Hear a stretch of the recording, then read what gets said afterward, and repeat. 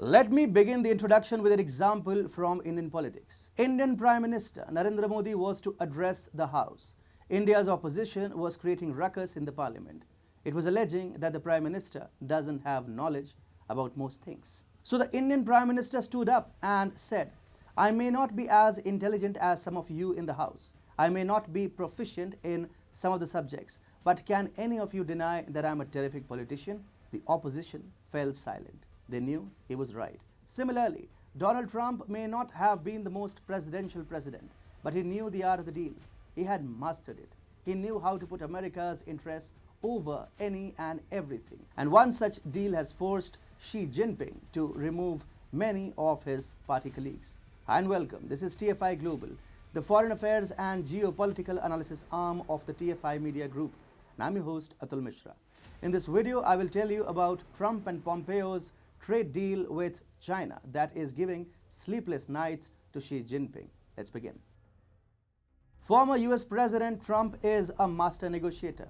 Trade wars are good and easy to win was his mantra during the years of his presidency.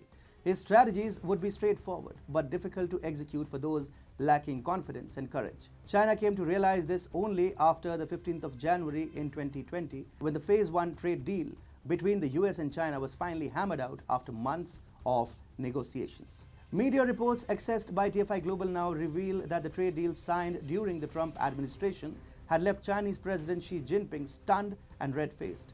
It was only after that Jinping decided to crack the whip on Jack Ma and Chinese Vice President Wang Qishan, who had allegedly put the Chinese president in a hot seat after agreeing to the back-breaking terms and conditions of the trade deal that Jinping himself would never have agreed to. Make no mistake, negotiations on China's part were being influenced by the advisory board of the Tsinghua University School of Economics and Management. Xi had always treated this advisory board, his own alma mater, with particular respect. Alibaba's Jack Ma and former chair of the China Development Bank, Shen Yuan, were among the top influential players of the advisory group. Vice President Wang Qishan also reportedly wielded great influence over the business relations between the US and China. The first signs of this relationship between the advisory board and the presidential office began emerging in 2017 before then President Donald Trump visited China. Tensions were running hot between the two powers and a big trade clash was speculated before Trump's visit.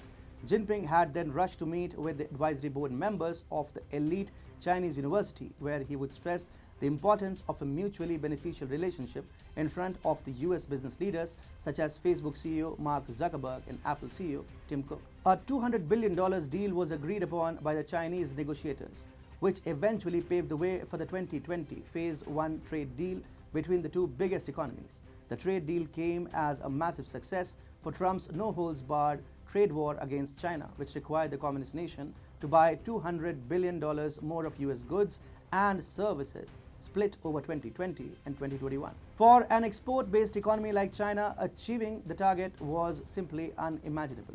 Chad Bown, a senior fellow at the Peterson Institute for International Economics in Washington, recently revealed that China's purchases of US exports through August 2021 were estimated to be running at just 62% of the trade deal's targets. So rattled Xi Jinping now seems to be punishing all the members of the advisory board of Tsinghua University who once firmly sat in the driving seat of China's economic policies. Jack Ma disappeared from public eyes in November 2020 for a few months. The CCP barred his ant group from launching China's biggest ever IPO in Shanghai. He was grilled by China's financial regulators for days, forcing him to divest his stake in the financial technology giant. A similar fate awaited Vice President Wang Qishan when Xi Jinping last month decided to launch a crackdown against state banks and financial regulators in his quest to downsize his own lieutenant. In April, news emerged that a close aide to another advisory board member, Shen Yuan, was being investigated on corruption allegations. He is said by some to have been among Ma's backers and reportedly owned stock in Alibaba, which was listed in New York in 2014. Donald Trump and his State Secretary Mike Pompeo were leading the charge against China on the economic front as well, and that explains why the US, under the former administration, bagged tremendous success in its dealings with China.